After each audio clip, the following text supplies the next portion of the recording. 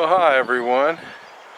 Today we're going to be doing a project because, well, it's winter time. You can't get up in the hills, and so I'm going to do a project that will get me prepared for this summer.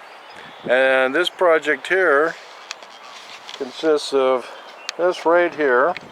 Fairly easy project. What it is, I got this dowel, good size one that's, you know, good for your hand size.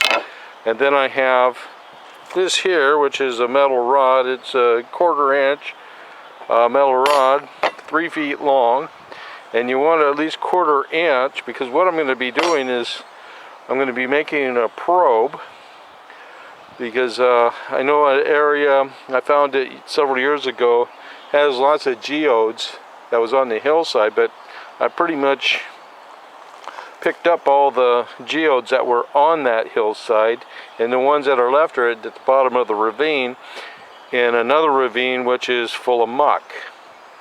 So I'm going to build a tool here, and I'll show you how it works, and it'll help me maybe locate some geodes that are down in that muck.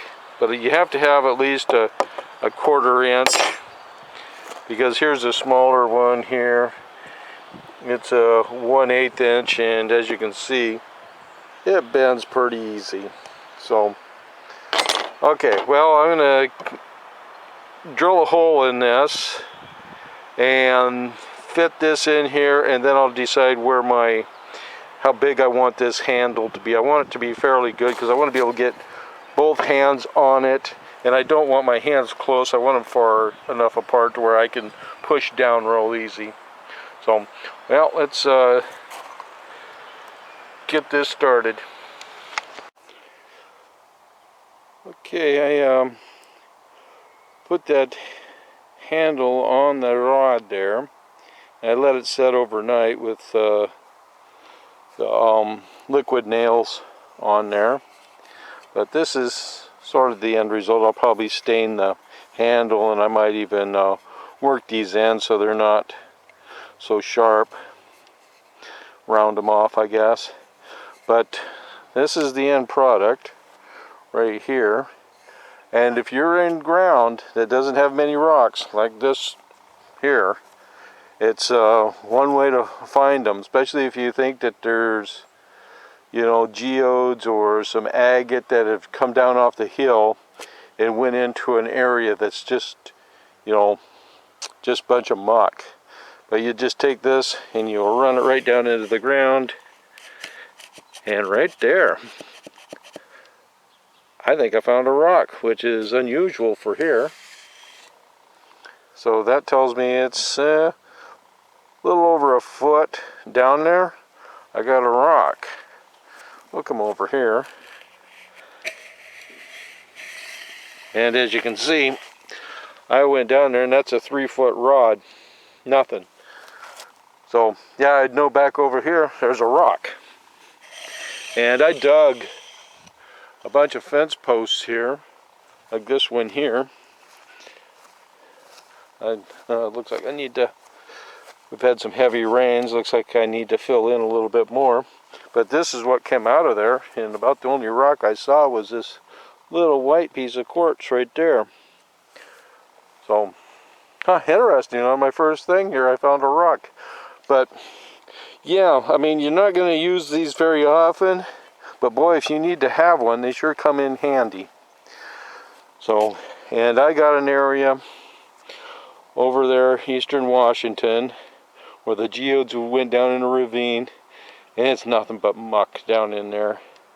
It's not so bad that you can't walk through it, but you know, you could dig. I mean, it'd be like digging here.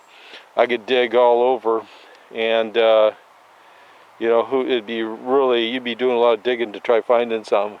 And that ravine is, I don't know, probably about as width from here to those trees over there, and then it just goes on down, and I'm sure on that one side there's geodes in there, nice geodes. But I'm going to go back in there, and when the snows are gone, and I might even offer up, you know, maybe that week before I go over there, I'll let you know, and whoever wants to come along, if you got something like that, you can try it out. Well, I hope this helps you in your looking for stones that get down into the muck. And another place you use these is down there, Kalama, you know, in southwest Washington, because that ground down there can get mucky. And after, if you've used these for a while, even if there are other rocks in here, from just the sound of the tapping, sometimes you can tell whether or not it's an agate or not. Because, you know, when you tap an agate, or, you know, some chalcedony, it has a glassy sound. And even though it's down in the ground, you still got that feel. There's a little bit of feel difference. And then there's, you know, that sound. So it's better than digging lots of holes. Because like I say here, I mean, I went down 3 feet and there wasn't nothing, but over here it was about a foot. So kind of gives you an estimate. Anything more than 3 feet, I definitely don't want to be digging. Unless it's something super good. But, so, well, I hope you enjoyed, and this is what you got to do during the winter to keep occupied in rock hunting. Either look at maps, make tools, or clean the tools up you got.